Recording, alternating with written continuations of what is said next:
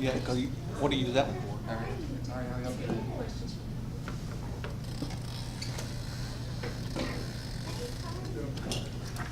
You get all of them in here so much for that. I know, I was gonna say, long time no see. I lived here first time. Howdy. Good.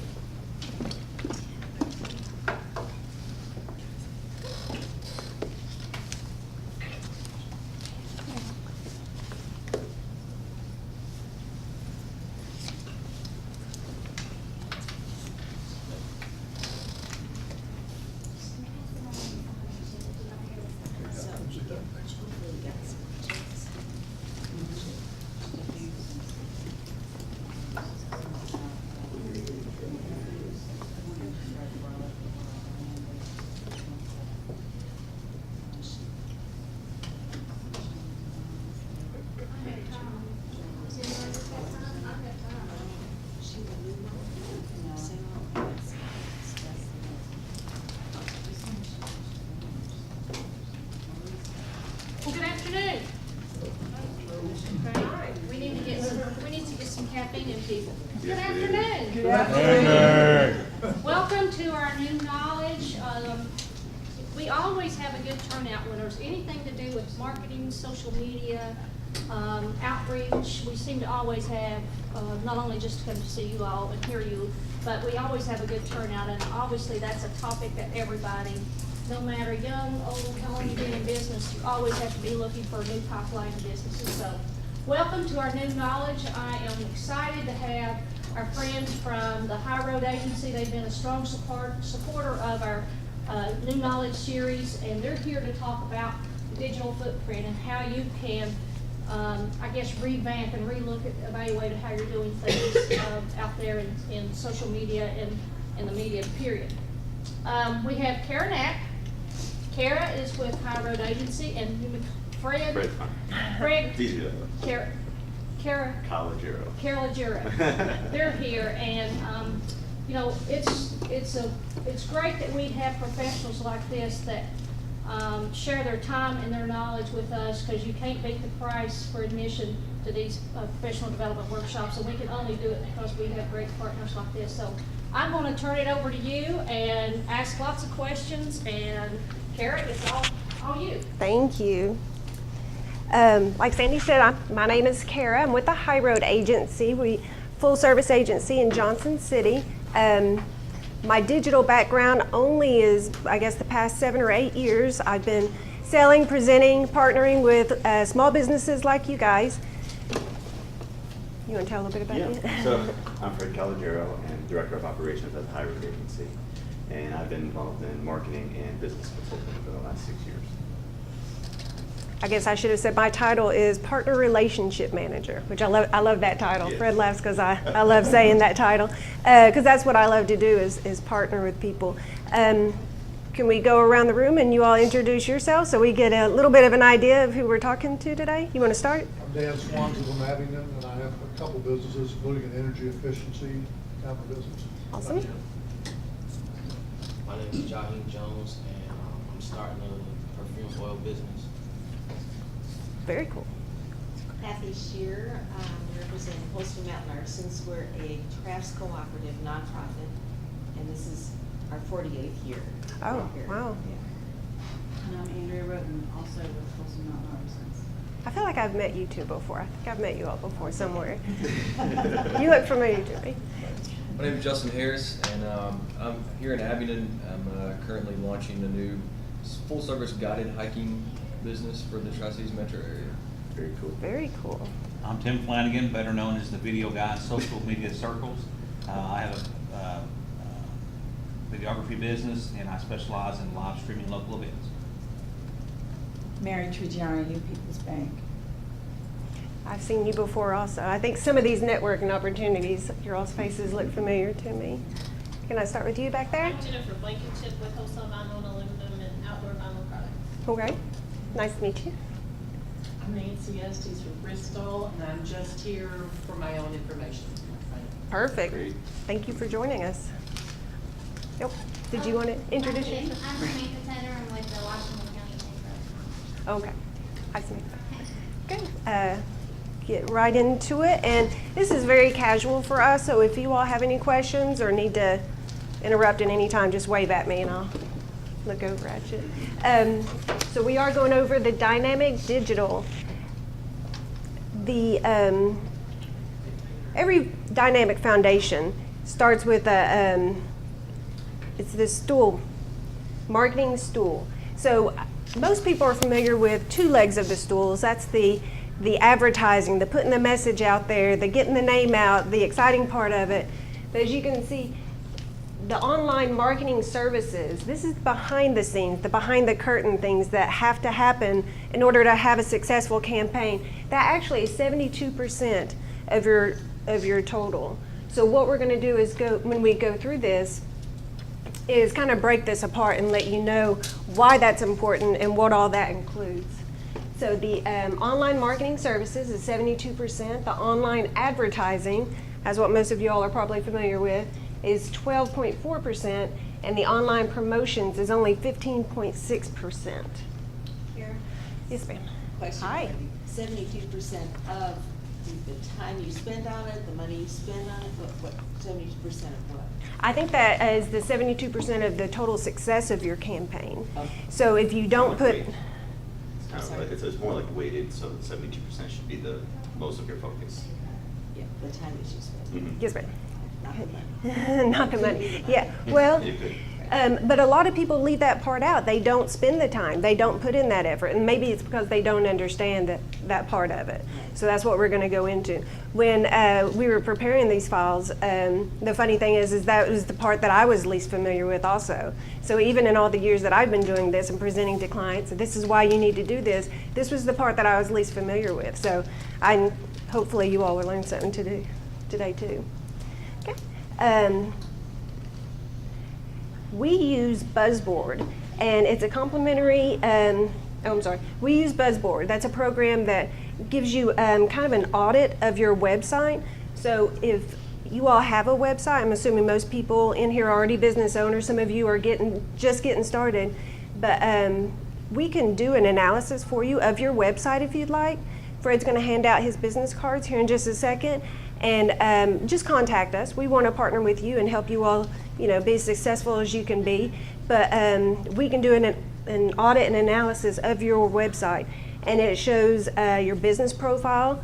It can show digital valuation and a competitive analysis. So we'll just compile all that for you and send you the report that has your grade and everything. So that's sometimes interesting. You think you're doing everything right, and then when you get your score back, it shows you exactly where you're lacking. And this is for your overall overall presence, web presence. Now, is that a paid service where you have to have? Buzzboard is a partnership and a paid service. But as part of today's Lunch and Learn, we'll provide that report for you, for everybody that's here. Alrighty, we are going to get started with a little game, just a fun, nothing serious. There are prizes. There are prizes. So it's a little serious depending on how competitive you guys are. So I'm going to come around, and Time Magazine did a 15 most influential websites list towards the end of 2017.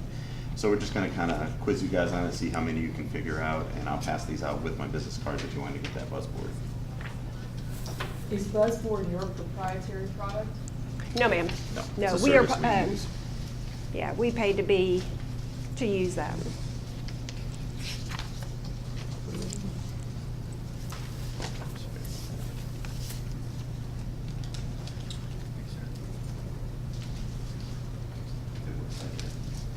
So the way we're going to score this, so you fill out who you think are the top 15 websites, most influential websites of all time, not today, of all time.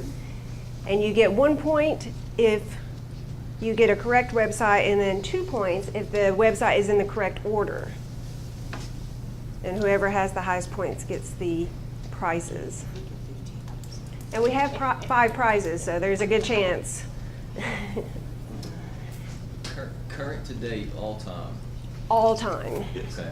Yeah, that threw me off also, because some of the ones when I was looking at the answers, I thought, I don't know this website. I've never heard of this website, so that threw me off a little bit. can't think of 15 websites. You put as many as you can think of. And no using your phones.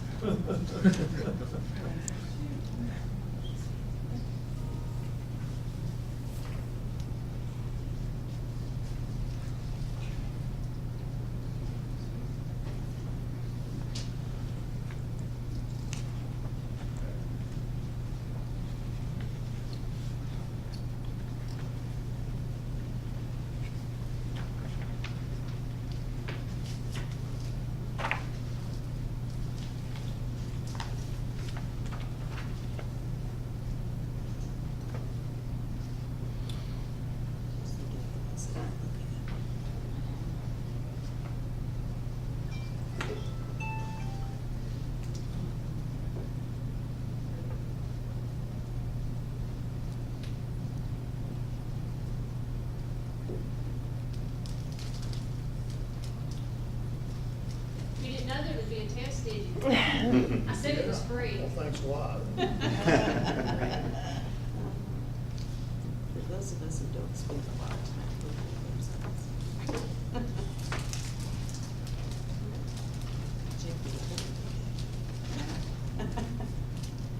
It was amazing to me too that what was influential to me, not necessarily what was most influential. Just take another 30 seconds or minute.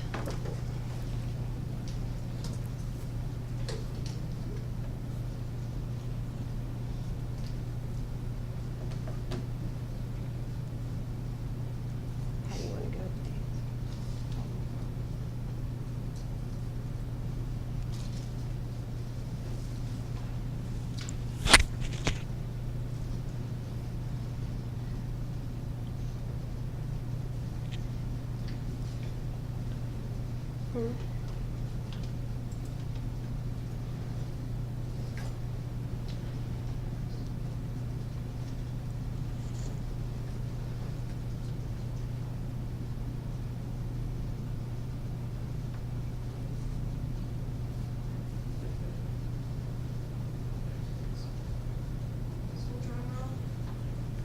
All right, everyone good? Close to it? Okay, so I'm gonna read these off 15 to 1, and then if you would just give yourself a point if you have any of these on your list, and then if it's in the correct order, for instance, if it's number 10, and you got number 10 right, then give yourself 2 points, and we'll go around the room and figure out who had top 5, and we'll give out some prizes. All right, so number 15 is Match.com. Number 14 is Reddit. Number 13 is Pandora. Number 12 is WikiLeaks. Number 11, an oldie but goodie, the Pirate Bay. Never heard of it. The Pirate Bay, which was, it was kind of like Napster, where you could get Oh, okay. basically illegal music and different file sharing. So we're all upstanding citizens, is Yes. why we never heard of that. That makes sense. So number 10 is info.cern.ch, which was actually the first actual website, and it's the father of websites, and it's actually still up, so you're welcome to go visit it. It's pretty basic, but the guy who basically invented websites, that's his URL, and it's still up there. So Say that one again. info.cern.ch. .ch.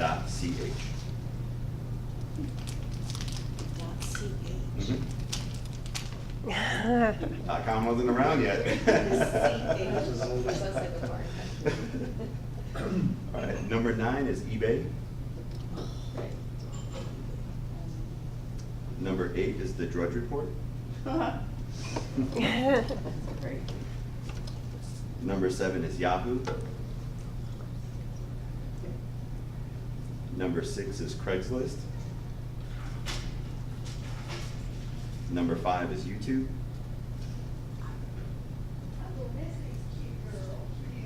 Number 4 is Facebook. Yeah, this. Number 3 is Wikipedia. Number 2 is Amazon. Who could guess number 1? Yes. So everybody got a point for that one. Yay. All right. Does anyone think they have a decent amount of points? Or we could just go around the room? Who had more than 5 points? Oh, how many did you have? 11? Wow. That's pretty good. Excellent. 4 points, anyone? I had 5. You had 5? Okay. 11. There are $5 Starbucks cards. Thank you. Very nice. Anyone with 4? 3? Okay.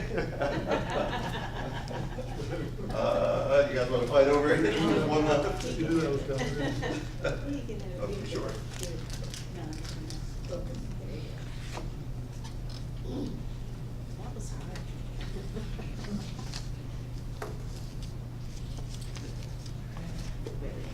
Okay, going back to, we're going to focus on the 72% leg of the stool.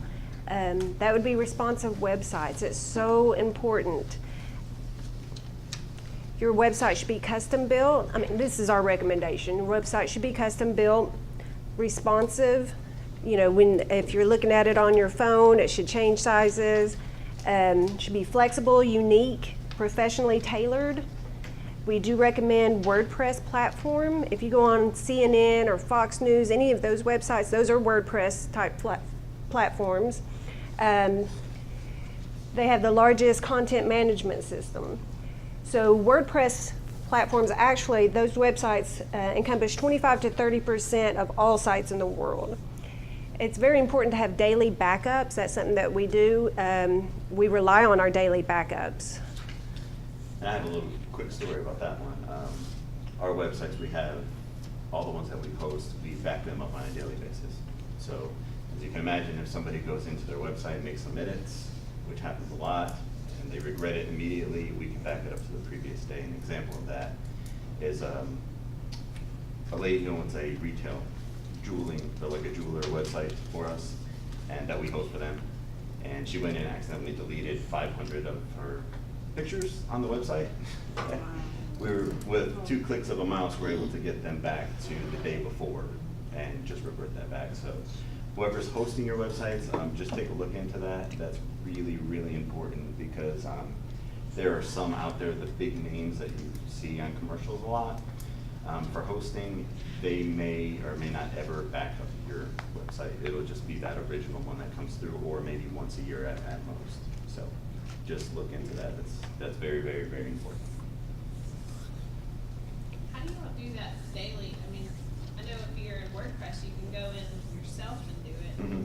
What we use is WP Engine, which is our hosting platform that we use, and it's an automatic process. It just automatically backs up every 24 hours. Save yourself a lot of grief. Mm-hmm. So part of the behind the scenes is the search engine optimization. So when you are, you see this all the time, you may not know what you're looking at, but when you are searching something, you know at the top are the paid ads. Sometimes they even have ad beside them. But how do you get on the first page without paying for it? That's the search engine optimization. That's the organic way of getting to the top, of making sure that your website and that you are there when people are looking for your business, is the visibility of a website and unpaid results. The site structure and optimization, that review site issues, optimizes a variety of static HTML pages, including creation of keywords, rich titles, meta word, descriptions, and image. The content creation and optimization, that's the rewrite and optimize website marketing, copy on target pages to attract traffic, convert site visitors and value for users, and then the link development and optimization, that's the directory and search, and the article writing. That's what your website should have, the words. So back end, it's being optimized. Anything you want to add to that? Yeah, and so Google, for example, is gonna go look in the back end of your website, and it's gonna look at links, it's gonna look at what words you have where, are those links good, are they linking to good websites? All of that is gonna push you up that list, and getting those correct words on your site. So, I designed my website Mhm. 1st of January, first time I've ever done anything like this. So I just kind of taught myself when to watch tutorials. Mhm. So, just for example, so I gave it time for the search engines to index my site. Yeah. 3-4 days, whatever. So then I'm pulling up, trying to search, and I can't find my site anywhere. Mhm. So then someone says, hey, you haven't typed in your SEO, and I'm like, what? What does that even mean? Yeah. So I went back and figured out what it was, typed in. So here's my question though. Do you guys have any suggestions or tips about how to, okay, say like, if you're targeting your SEO for like your homepage or your name, that's what you want to see when you're typing it in. How can you also, if you're wanting to find a keyword like things to do in Abingdon or outdoor activities near me, do you have any suggestions on how you can utilize both? You find your name of your site, Right. but you also want to plug in a keyword somewhere. Where and how would you suggest doing that? So what platform are you built on? Squarespace. Squarespace. So I'm not as familiar with that, but I know with WordPress, you go in the back end and there's descriptions, and that's where you would start putting those words, and there's sections and where, so if you have an article or a blog on your site, you can identify those words that you want to highlight within that article or within that post, basically, is what it is in WordPress. So within the post, at the bottom on ours, it'll just have a little bar, and then you type in those words separated by commas, and then that's what Google's gonna pull from. Okay. So I'm sure Squarespace has something similar. Yeah. So you may have to search that out on that platform. I'm not that familiar with that. Okay. one. Another thing is updating your site on a regular basis. So making sure that blog posts are a great way to do this, and that's how we update our site on a regular basis. Along with Portfolio, we're also updating blogs. So we'll do that now we're 4 blogs a month. What that does is keeps the content fresh, so Google's continuing to look and pull and pull and pull, and their algorithms are going to push you up that list if you are continuing updating your site with fresh content. So that's just another side tip. Yes? I don't know if this is the place to ask it, but what about a site like building a website on top of something like Wix that kind of has templates, and you walk through it and they coach you on SEO and help you with that? Yeah, Do you Go ahead, finish your No, question. I'm just curious about your thoughts on that instead of trying to be a website developer yourself. Right, so Wix and other platforms are gonna have their own way that they'll introduce SEO. Wix does. Yeah, so I would just follow their recommendations and just kind of see where you're lining up on that list. If not, I would seek additional help outside of that. Have someone maybe take a look at it. Right. You had a question, too, sorry. Yeah, for the words for SEO, does that have to be one word, or can you use a phrase? You can use words or phrases, but yeah. And another question, which doesn't have to do with SEO, maybe you'll cover it, but we got a warning that our old site was not secure. Mm-hmm. And so we contacted our server, whatever the program, they said, oh, sorry, we're gonna work on that, but right now we don't have that. So we transitioned to Weebly. Okay. And that was taken care of right away. It was like effortless. But then they said if you don't have it, Google will not show you at all pretty soon. They'll drop you. They will, then- and it's coming Will soon. they? Is that Mhm. coming? Mhm. Because it was coming like last year and it didn't come, so. They've is already it started threat? to hamper it a little bit, yeah. So it's probably an SSL, so it's a security certificate Right. that's on your site, so that's probably what happened.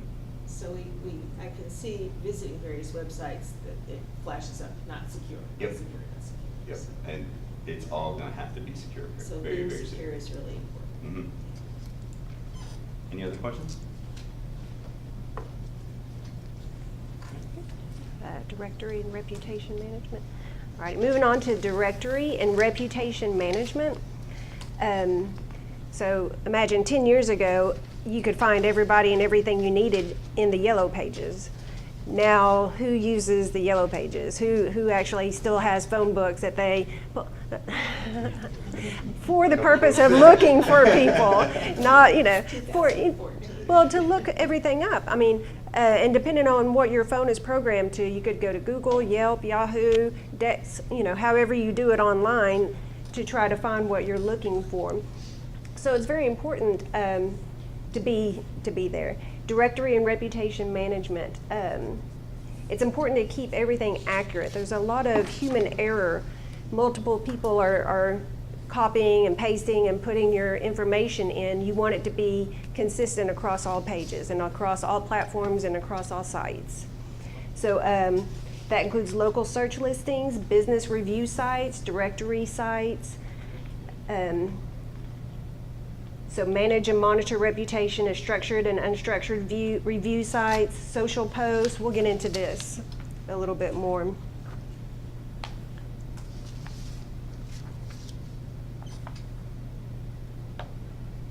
So it's not just listing information. If you get a review on one site, that information follows you. It'll be on your social sites. It'll be on, if you get a review or a complaint or a question that's never gotten answered, all of that follows you. That becomes part of your profile online. So reputation management is very important to keep your message consistent and keep it cleaned up. Tim? How important is a Google My Business page as far as SEO ranking of developing a Google My Business page? It's important to make sure your business is cleaned and make sure everything's accurate in there, but it is very, very, very important.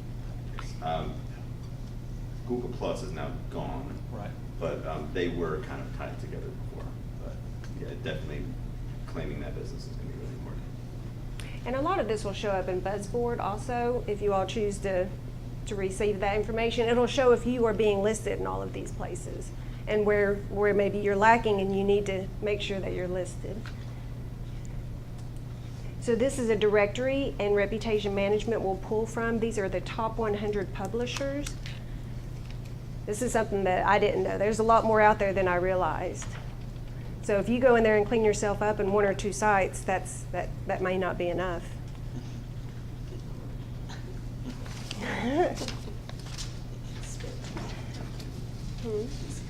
Oh, yeah, I did have an example. There's a local roofing company, and it never fails. I can't remember, I'm a Bristolian, so I can never remember if he's on the Tennessee side or Virginia side. So I'll look him up. Okay, Google, what's the number for? Because I'm lazy and I don't want to look it up and I want my phone to call it for me. And it always calls the wrong one. And it says this number is not in service. But if I didn't know, just from my experience and how many times I've called, that, okay, it must be the 423 number instead of the 276 number, I may actually think he's out of service and then call another roofer.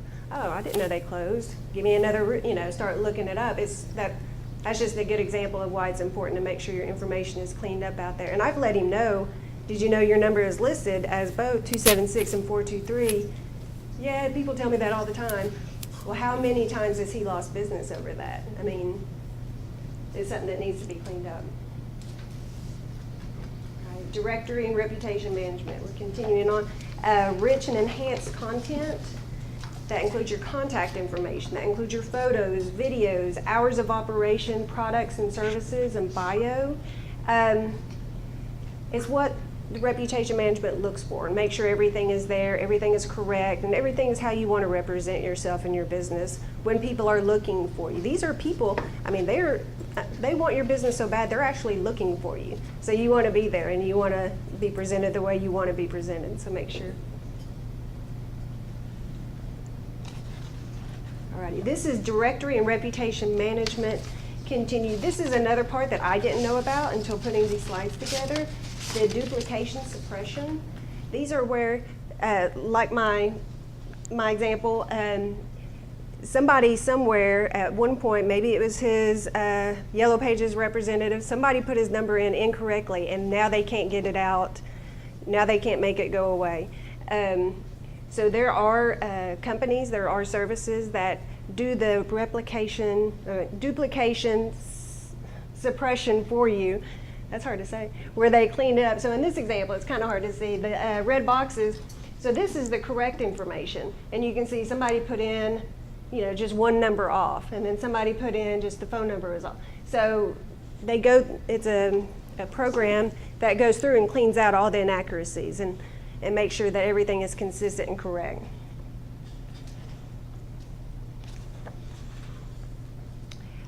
So social reputation and directory management.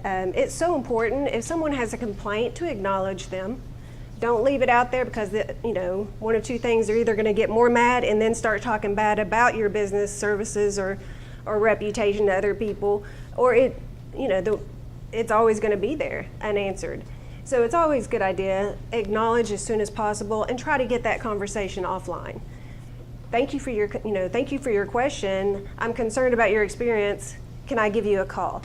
I appreciate the feedback. What can we do next time to make your experience better? Can I give you a call? Try to get it offline because you don't need their buddies like piping in, and you don't need other people being, you know, oh, really, I had that same, and piping in. So just try to get it offline as fast as possible. Alrighty. Speaking of social media, 74% of consumers rely on social media to influence their purchasing decisions. This is still kind of new for some people. Some people don't like to use social media for promoting themselves. So we'll go into social media a little bit. This is, now we have finished with the behind the scenes part of the stool. And this is the going into the third leg, the 15.6%.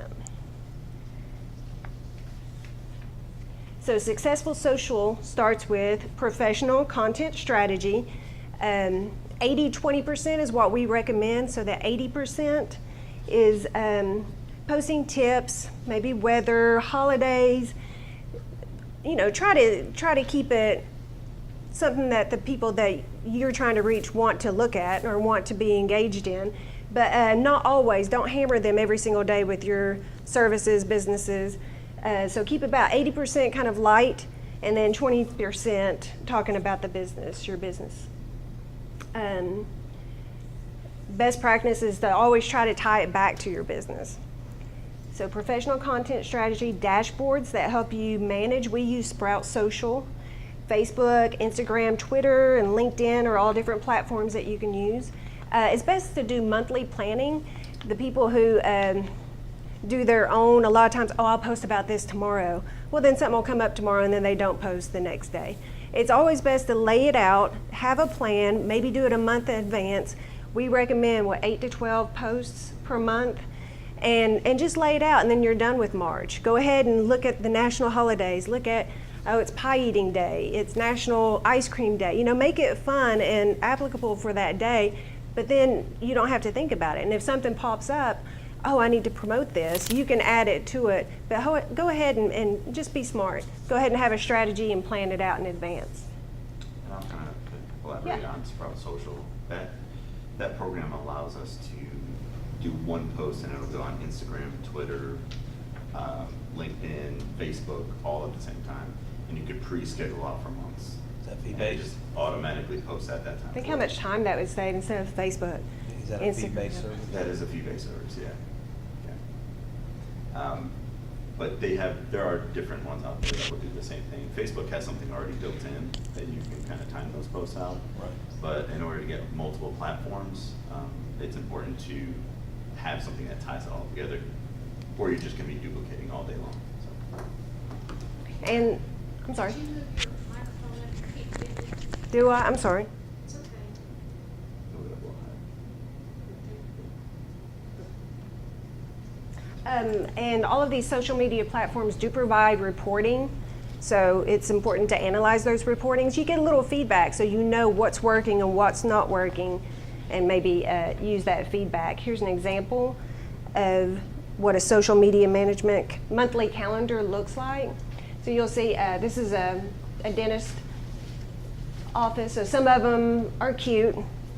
Smile and let the world wonder why. That's kind of cute.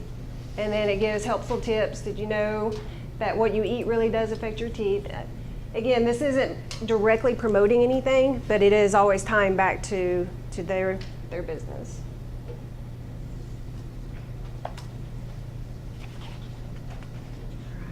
The digital sales funnel.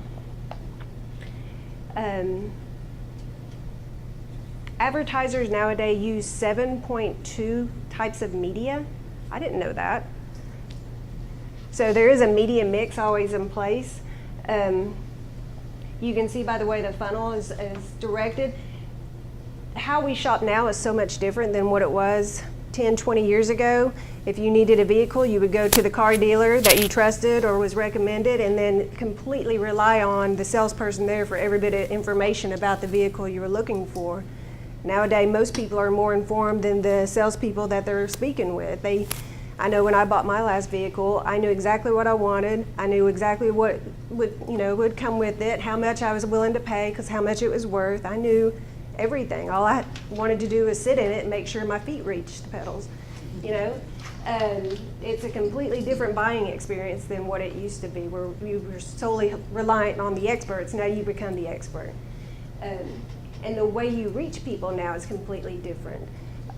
A lot of times we don't even know, the awareness. When you read an online article, benefits of salt water, here's the example, and clicks on sponsored link, then you move to the interest. Okay, I've been thinking about that. You move to the interest, and then you go to the consideration, the intent, and then you inquire. Then you actually do something about it. It's a whole different process than what it used to be.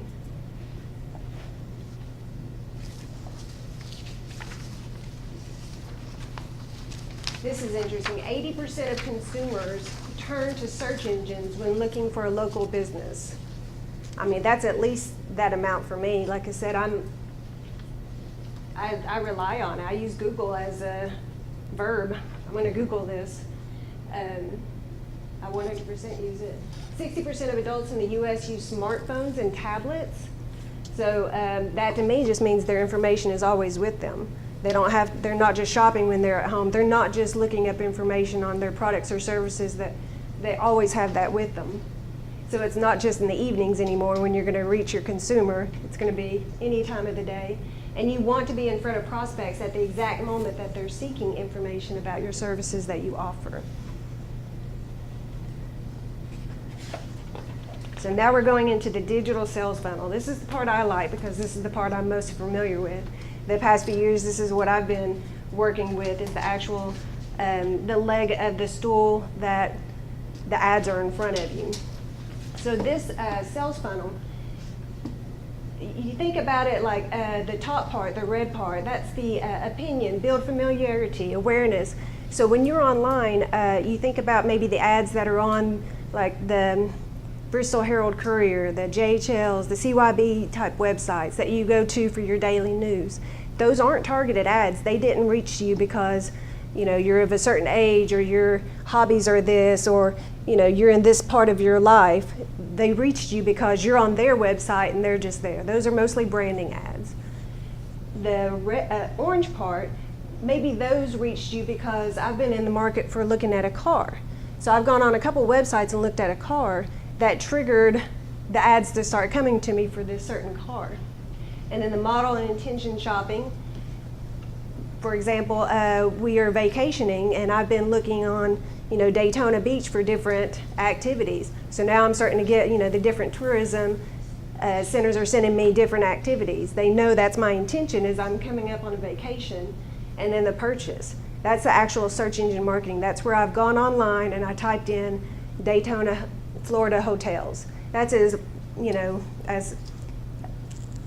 far down in the funnel as you can get. You're actually searching out that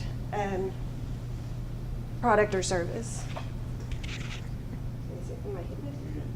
You keep turning away to look at the screen, and so you go away from the mic instead of into the mic. I've been all kinds of trouble. And I'm a professional too. Sorry. Tim taught me everything I know. Tim should hook me up. Is that better? Yes. Okay.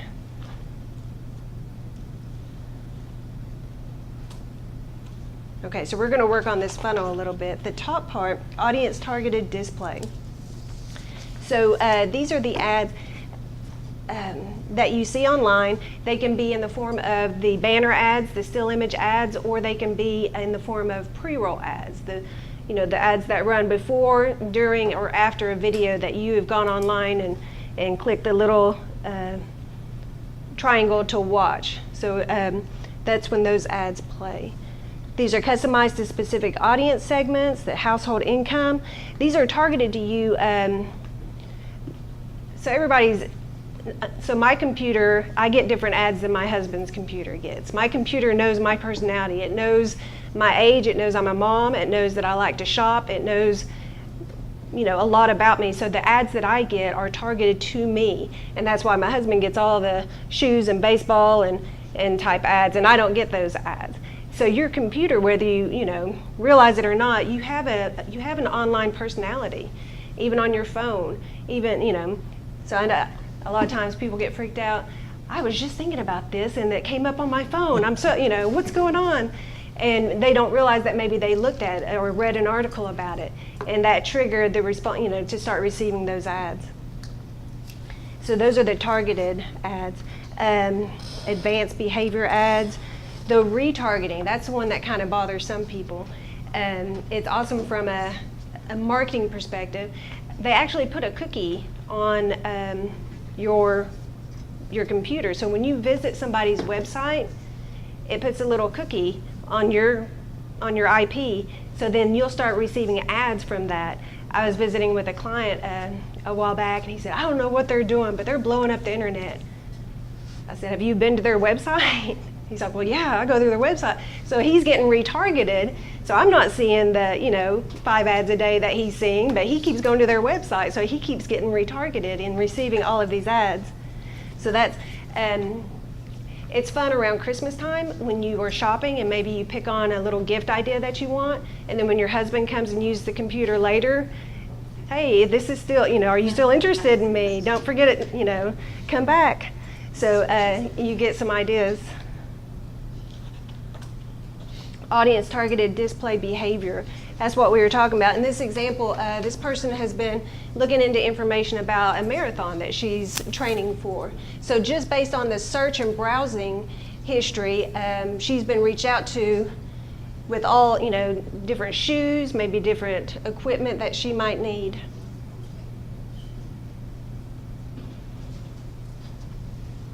And if people don't realize how this works online, then it'll make you a little nervous. I'm scared. They know everything. Audience-targeted display appears on websites containing relevant content, specific keywords or topics, creative way to reach audience based on topics. So this is more of the, so my husband doesn't do as much online shopping, he does more articles. He's always reading. I have my novel, and he's always reading different articles online. He's still getting targeted just based on the articles and the content of the articles that he's reading. He does a lot of sports, so he's getting all of that memorabilia and gear being sent to him. This is what we talked about, the audience-targeted display retargeting. When delivering ads to previous website visitors, raises brand awareness, re-engages potential customers, tailored messages based on the site visit. Frequency is a key driver, 75% visit 3 times. So once you've hit that website, they're going to blow you up. But you can change that. You don't have to have it hit 3 times. You can have it however many times that it follows you back. So this is one that I learned about this week, the lookalike targeting. This is a program that we use where we place a piece of code on a website, gather data, and understand audience characteristics. We can build a large audience of prospective clients with this. So the example that I was given is someone thinks they know who their target audience is. I want to reach this person, they look like this, they shop like this is my target audience, this is who I want to reach. But then when we put the code on there on their website and we find out who's actually their target audience and who actually is their shopper, it may not be who they have in their mind. So that's always interesting for the advertiser to think they know who is buying their products, and it turns out it's somebody that looks completely different, and that will adjust, that way they can adjust their advertising and the money spent and the way that they're trying to reach those people is it's not even the people that they were trying to reach. So how did you come up with, how do they out there come up with their income, 250,000 a year? My computer knows how much I make. Is that what you're asking? Yeah. Yeah. How does it know? Based on my spending and my banking information. Which is supposed to be private. Well, specific banking information is private, but definitely your the way you shop is how they, and they're really good at getting the pretty close to what you make, yeah, off of your shopping habits. Yeah. So the audience targeted display, targeting a specific message to specific addresses, client provided mailing address, no cookies.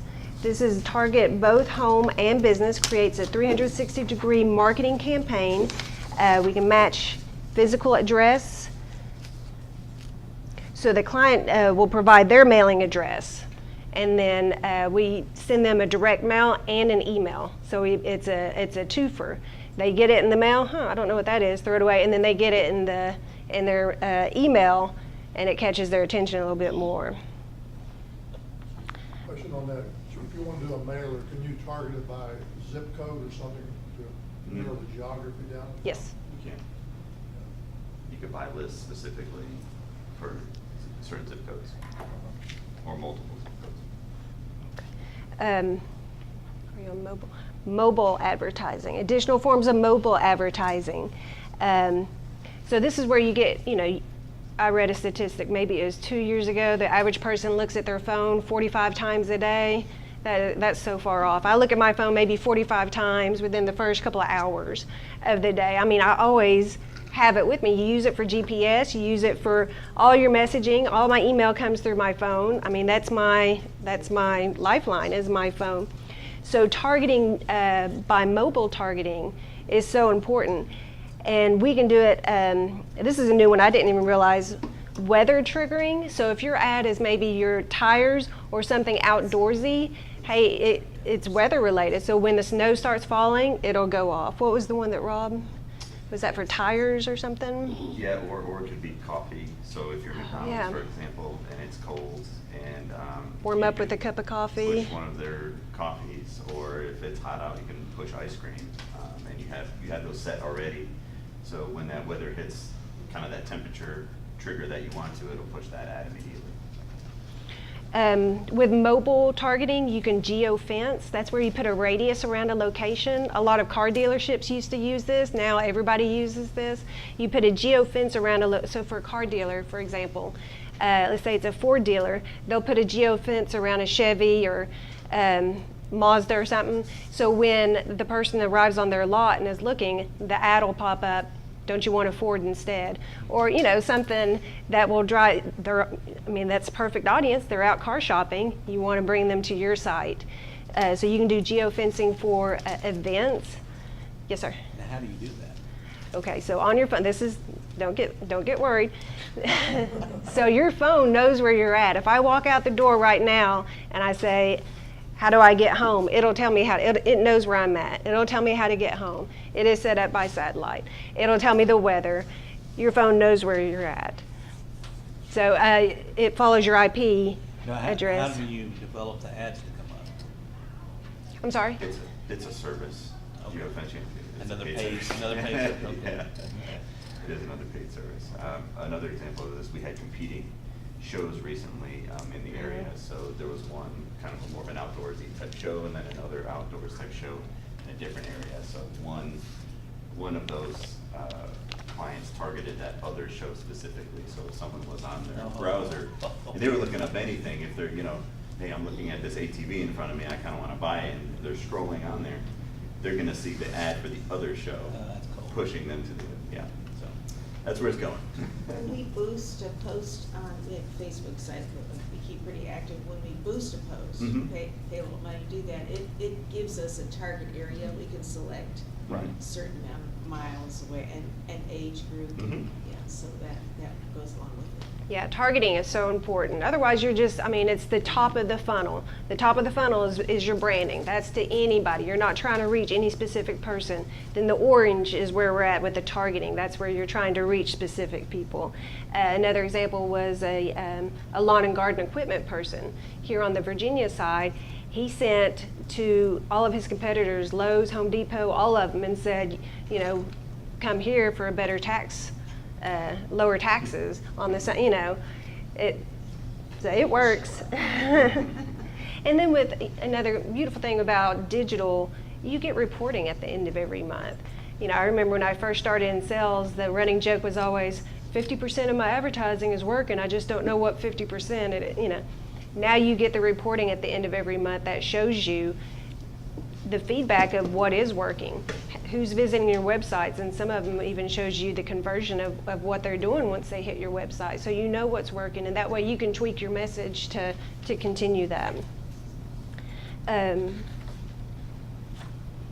email marketing, reaching new and existing consumers. This will increase brand awareness, promote product and services. It's measurable, in-depth report and analysis. You can rent or purchase a list or use your own if your business is compiling a list of emails. You can target geographically, demographically, socioeconomically, interests, behaviors. It's designed and optimized for mobile and desktop, so you can get those on your phone or winners know more about their consumers. For example, can I use your example?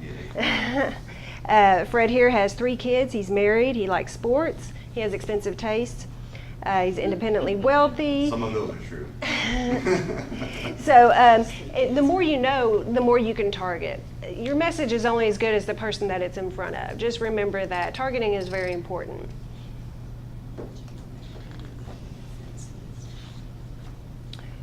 Online video advertising, that was the pre-roll that I was talking about.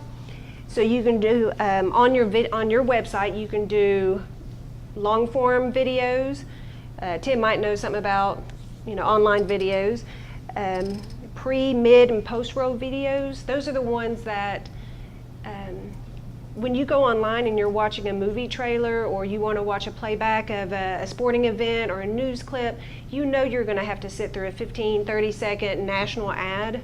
In this case, this is where you've bought that space, so it's actually your local ad.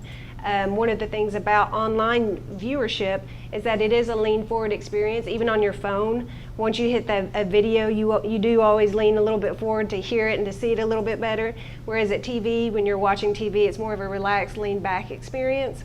So if you have a video in that space, it is attention getting. We do recommend non-skippable ones so that you've got kind of a captive audience. They have to sit there for that 10, 15 second commercial. So you know your ad is being seen because it was user initiated. Somebody pushed that button for that commercial to play instead of, maybe if it was on television or another media, they're getting up and getting their popcorn or getting a snack or leaving the room or looking away from the TV at that time. This is more of a captive audience. It is the most engaged experience you can have online. YouTube on trending videos, cost per view. You only pay for the ones that play. It's important to have maybe your branding in the first 5 seconds. And I think I did say we do recommend not doing videos over 15 seconds for online. For your commercials, you can do as much and as long as you want on your websites. But for marketing on your commercials, 15 seconds is kind of the rule of thumb, just because people's attention spans are so short and they're getting shorter, especially online. You don't want to make somebody sit through more than 15 seconds. OTT, does anybody know what OTT is? Over the top. Over the top, yeah. Do we have a gift card? No. Over the top, that's for, have you all heard the term cord cutting? These are the people who are no longer using cable boxes, getting all of that streaming their their viewership now, their television viewership. So OTT, over the top, enables advertisers to target viewers on connected TVs and streaming devices. This targets the elusive cord cutters. Viewers must watch ad to receive the content. It features all TV markets across country, commercial links, 15 or 30, similar to what cable and broadcast already have. Inventory relationships with top brands, they're non-skippable ads. Brand safe content, so that's important. Audience targeting and integrated data solutions. So that's kind of new. When this first came out, there were not targeting capabilities. Everything is always improving and evolving. There are targeting capabilities now with over the top. Yes. Oh, hey. Are we, I know you work here in this region, correct? Is Yes, your ma'am. client base? Are people doing this? Are your clients doing video advertising? Quite a bit. On over the top, or just video advertising in general? Video advertising in general. Oh, yeah. Mhm. And are they doing this as well? What percent are getting into this, or is this still new? It is still, are you talking about over the top? Uh-huh. It is still new. When it first came out, in my experience, the targeting wasn't there. You didn't get, I didn't recommend it just because of the targeting wasn't there, but it is evolving, it is improving. I see ads on it all the time. At my house, we stream. So I'm seeing more and more local advertisers.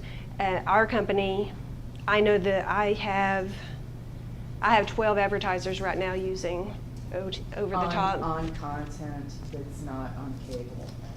No, they're using the same ads that they run on cable, on broadcast, and on OTT. It's, if you think of your advertising, your entire media buying kind of as a pie, it just fills in the gap for the cord cutters because that number is growing so fast. So for those of us in this room, is video advertising too expensive to produce to get any kind of return on it? I think I don't think so. I don't know what you consider too expensive. I mean, small businesses. Mm-hmm. Is this something a small business can really do practically? What kind of a budget is needed for something like this? For cable is extremely affordable. I can tell you that. I used to sell cable. OTT can cost $1,000 a month or more. $1,000 Yeah. a month? Mhm. And does that include creative or just media placement? Media placement.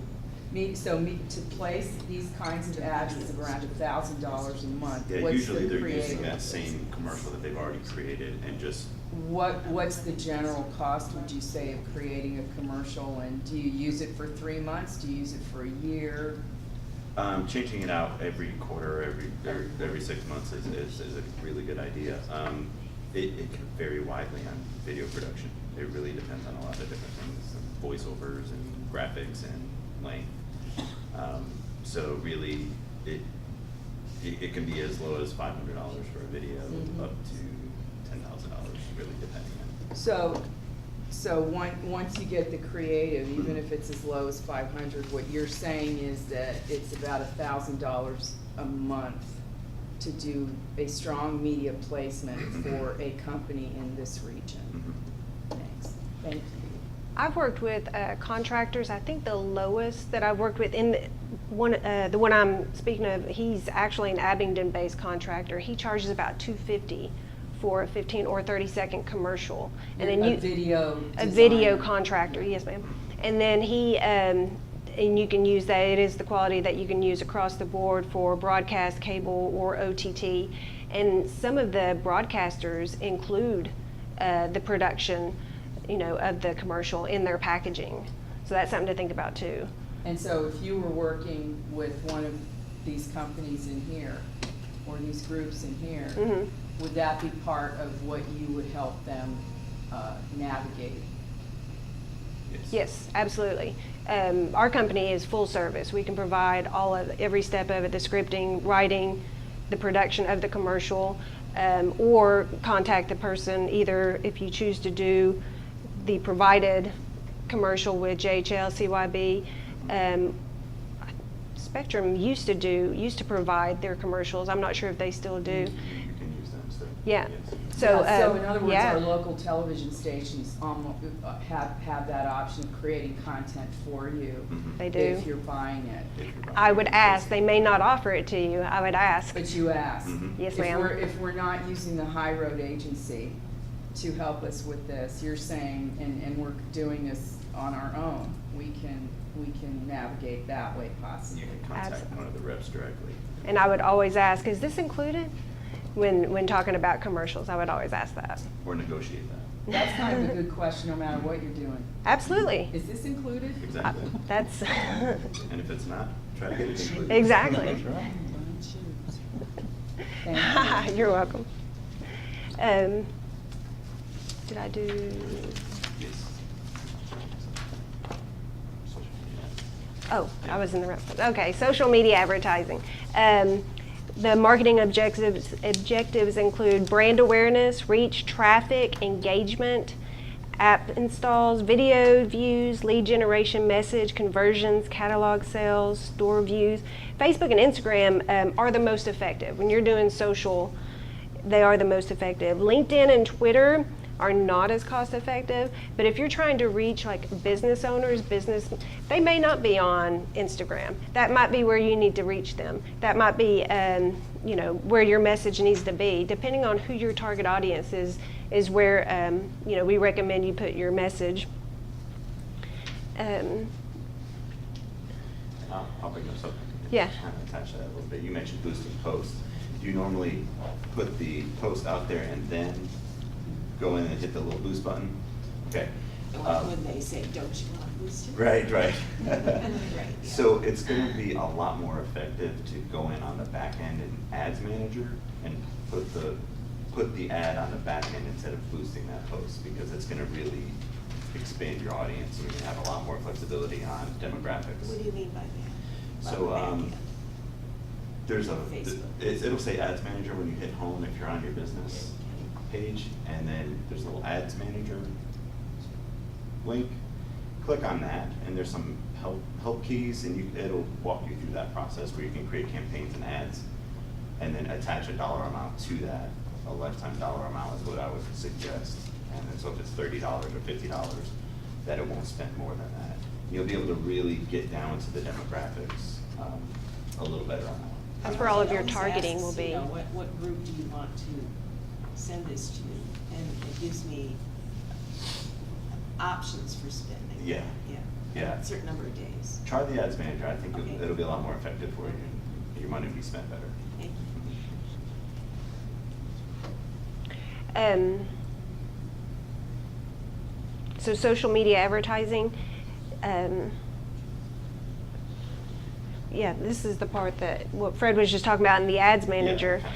Formula and info, it can make audience small. So if you have a certain budget and they're telling you need to spend, but that's not what you have. Once you start narrowing down that target audience, that budget will narrow down too. Because what it's doing, it's telling you who's available. It's giving you the recommendation of the people available. That's your reach. Everybody. So once you start narrowing down your target audience, that reach number is going to start narrowing down also. And the rule of thumb that we kind of do is you want to reach everybody 3 times. That'll be in there. That's the number of your frequency. So you reach and frequency kind of work together there. But if you have a certain budget, to get within that certain budget, it's going to be by targeting, narrowing down your targeted audience. Short video. This is about search engine marketing. Remember, if you remember that funnel that we talked about, the red, orange, I think it was green. This is the purple. This is where people are actually looking for you. The beginning of the presentation, we talked about search engine optimization.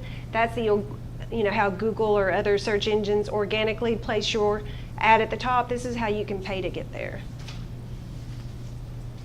74% of internet users perform local searches and 82% of those searchers will follow up with an in-store visit, phone call, or purchase. Search advertising is the quickest and easiest way for a local business to get in front of these local searchers with purchasing intent. So what exactly is search advertising?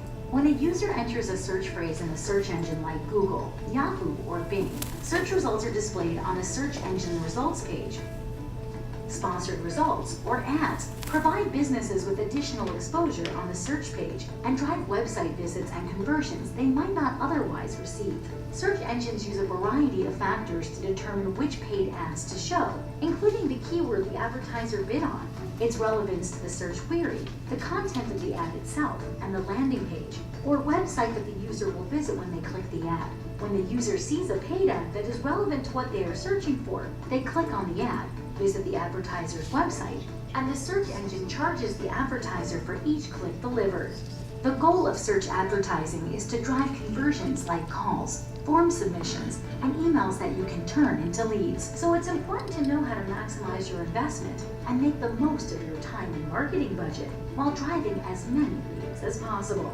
The initial campaign development and subsequent optimization of keywords, match type, bidding, landing pages, and quality score, to name a few factors, all make a difference in how much you pay per click. With clicks costing anywhere from a few pennies to over $100, a business can quickly spend a lot with little to show for it if and when campaigns aren't set up properly. But don't let the complexities of a search advertising campaign deter you. If you need help getting started with a new or existing search advertising campaign, look for an experienced digital marketing partner to get. I'll stop right there.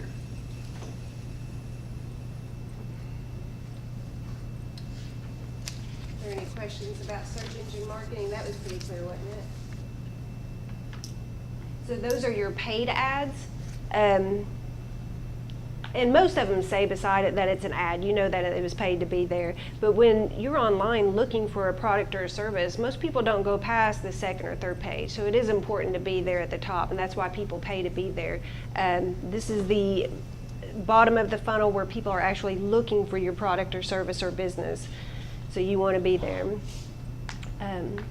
So that's the difference. This is the, just going over again, a quick summary of the difference between search engine marketing and search engine optimization. Both are important, but they're extremely different. One is organically done and one is something that you actually pay for. And not to scare you, when it said that about it can be anywhere from $1 to $100 to pay for, there is no waste because you only pay, that's why it's called pay per click. You only pay for the words that were used and clicked, and you choose the words that you want. We can choose those for you, or Google or whoever search engine can choose those for you. And I do recommend using more than just Google. 80% of users do use Google. I use Google, but depending on how your phone is set up, I know my husband uses Yahoo still. People still use other search engines. So if you do them in combination, it dramatically decreases the amount that you spend. You don't always have to, there's other words you can use besides the most expensive ones. And on average, by combining them, it'll dramatically decrease the amount that you spend on it. If you set up a campaign, I can tell you that you say you designate $200, for whatever reason that $200 wasn't spent, you don't lose it. It can either roll over to the next month or you get that money back. You only pay for what is being used, so there is no waste. Any questions about search engine marketing? Any questions about anything for me and Fred? Yes, sir?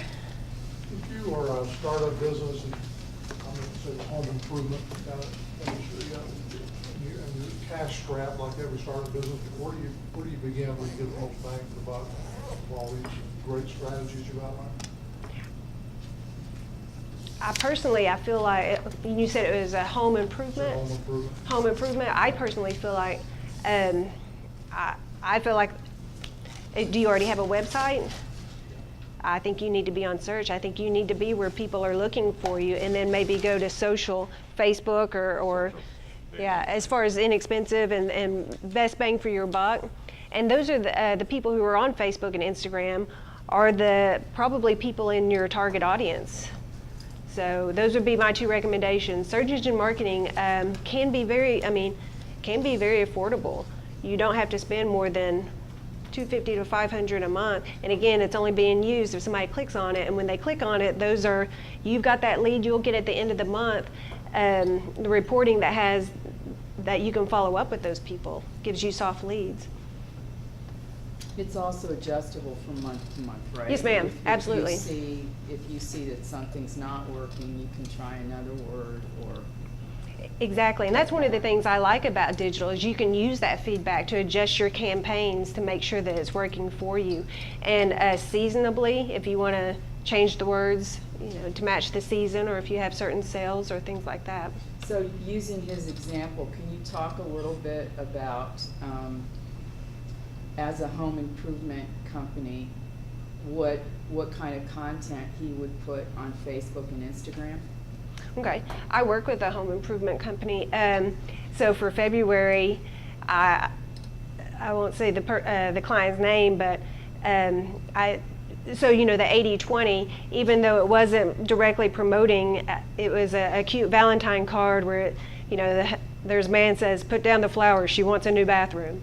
Things like that. Try to keep it light, and then you can do tips about in the wintertime how to save your home's heating. In the fall, show beautiful fall colors. This is what we see in the fall, and then maybe show a bunch of it, stuck in the, what's it called, the gutters. This is what your house sees in the fall. Things like that. I would tips. You want to establish yourself as the home expert. And how often a week would he do something like that? Our recommendation is 8 to 12. 8 to 12 posts a month. 2 to per 3. month. 2 to 3 a week. So 2 to 3 a week is enough. Mhm. Same on Instagram? It should be the same message. Yeah. Use the same message and maybe pictures of befores and afters? That would be great. For the 20%, I would do the befores and afters maybe as part of the 20%. Can you go back over 80-20 real quick again? Yeah. So, 80% would be maybe the weather alerts, the tips, the national holidays. Today's pie eating day. It's my favorite day of the year, and then show a piece Right. of yummy pie. And then 20% is where Services. where you're promoting yourself. Exactly. Specifically. So 80% of your content should be about general interest, things that attach you to that, and 20% should be direct product or service promos. Correct. Correct, but the 80% you can creatively and very subtly Yeah. like tie it back to yourself. Yeah. Like with the dentist. Yeah. Yeah. Thanks. Is there any other Did that answer questions? your question?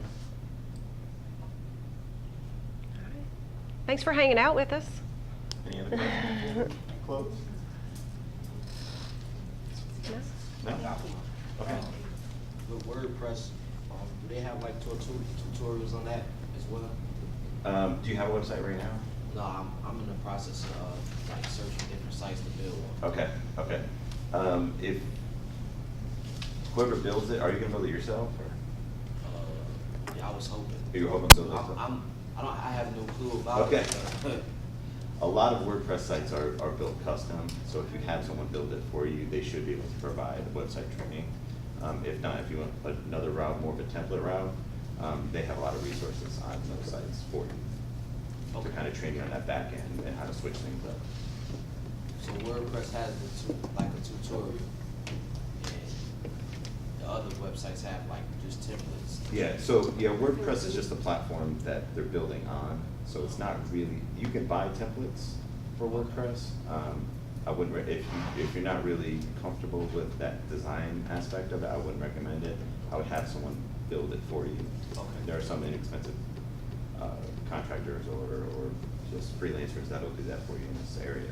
And that person can provide that training for you. Because once it's built, it's gonna be customized to your business. Okay. So it's gonna look a little different on the back end for everybody.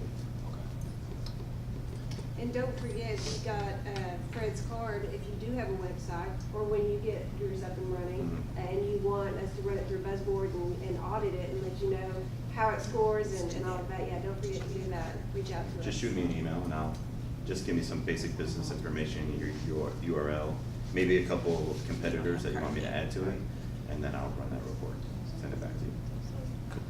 Thank you all. say thank you to the High Road Agency for coming today. Thank you. So if you'll come back, I know you're scheduled other times. Oh, yes, thank you.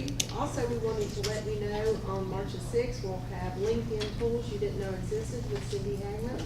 So please sign up and come to that. She is. Love her. So, and we appreciate you coming to our new knowledge workshops, and we hope to see you again soon. So thank